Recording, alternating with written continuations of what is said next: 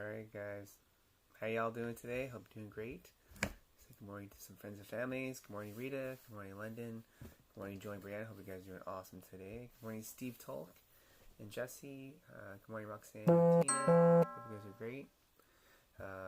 Hey RJ, hope you're doing awesome. Good morning Mom, good morning Sandra. Hey Mark, and hey Jay Kaiser, how you guys all doing? So let's get into our article today. It's about when positivity turns toxic. When positivity turns toxic. Good vibes only has become a rally call, which we covered yesterday. But how much positivity is too much is by Nahum Khan and Natalie Vindenberg. Okay. I've lost count of the number of times I've been told to look on the bright side when things go wrong. Last year, when studying in London, I natively thought that my life would be mirrored a Taylor Swift song. Instead, my carefree times were quashed by a pandemic and the news of my grandfather's sudden death. When I learned that I wouldn't be able to make it back to Canada for his funeral, I felt like I'd been hit by a truck. Text messages from friends and family poured in, reminding me, think about the good times and try not to be sad. At first, it seemed like perfectly sound advice, since any situation could be always worse. I clenched my teeth together and tried to smile, thinking I could trick myself into believing that I was okay with it. In reality, I was far from it. It was the first time I used positivity as an emotional band-aid, and certainly not the last.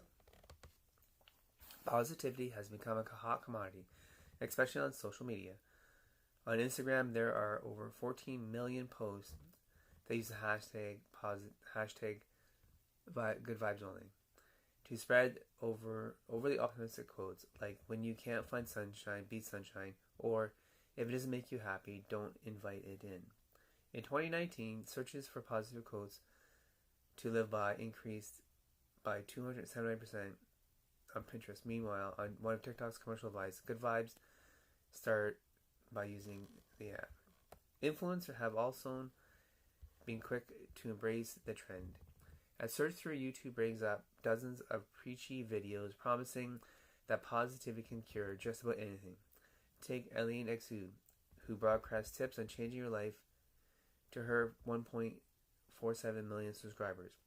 In one video about building positive habits, she twirls around merrily with a bouquet of wildflowers in hand before launching into her advice. I will keep repeating it until every single person in the world will live with habits like these, she says.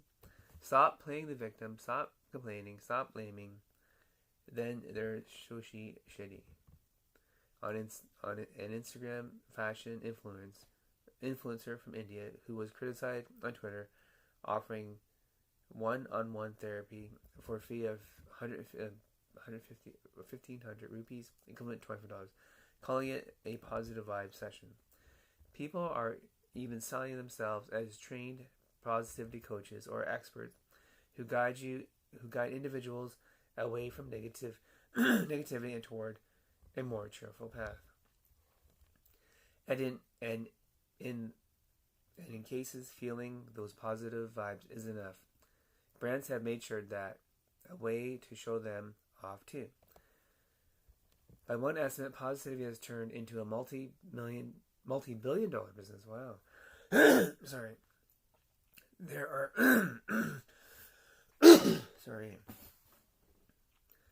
are rainbow-colored embroidery patches, tie-dye journals, doormats, and baby onesies, all bearing notorious slogans. One Etsy store advertised something called Good Vibes Positive Energy Spray, which is apparently a homemade quartz-infused replacement for burning sage. Costs about $18.88 for a 60 milliliter bottle. The pressure to adopt positivity as a constant state of being has begun to feel exhausting. Some have gone as far as to call it toxic positivity, which may seem contradictory. After all, how can positivity seem that it is by definition, good or good be bad. Positive thinking is often used as a tool to eliminate negative emotions like anger, sadness, and loneliness. The thought process behind toxic positivity is that since things make us feel bad, it's best not to feel them at all. Toxic positivity isn't necessarily about feeling good, says Brett Ford, an assistant professor of psychology at the University of Toronto. It's about wanting to feel good and expecting to feel good, even at the expense of our emotions. Suppressing all those bad vibes can eventually prolong a person's suffering, leading to additional stress on the body and mind. Natalie Delatello, a clinical health professional from Brigham and Women's Hospital in Boston, told Washington Post that it's like having too many scoops of ice cream at once. It's really good, it makes us feel better, but you can overdo it, she says. Then it makes us sick.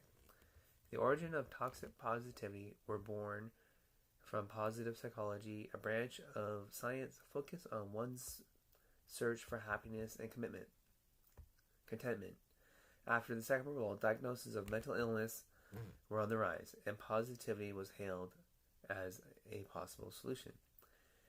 In the 1950s, one of the positive psychologists' early proponents, humanistic psychologist Abraham Maslow, wrote that psychology has been far more successful on the negative than the positive side.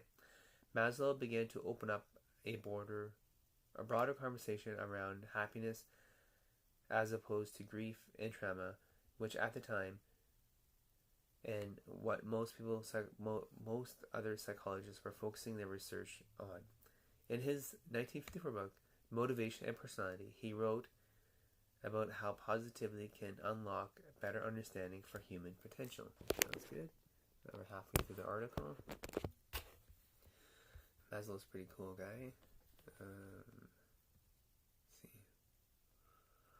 The field of positive psychology wasn't officially established until decades later. Okay, that's just... If you guys want to read this, go check out the email at 8 o'clock. More stuff there. Yep. So let's finish up with the paragraph. Last one. So while experiencing pain may not feel as good as blocking it out, Ford emphasized that we require an entire spectrum of emotions to lead balanced lives. Actually, learning to accept those so-called negative feelings can decrease overall negativity in day-to-day life. When we accept emotions, sit with them, and kind of watch them come and go, they end up passing more quickly, says Ford. It can be really unpleasant, but it's something that's worth trying. And she adds, it's how we can generally be happier in the long run. So, deal with your emotions as they come up, and everything will be good. Don't try to mask it. Perfect. Alright guys, thank you for being here. Have a great day on Monday, and be positive. Thanks.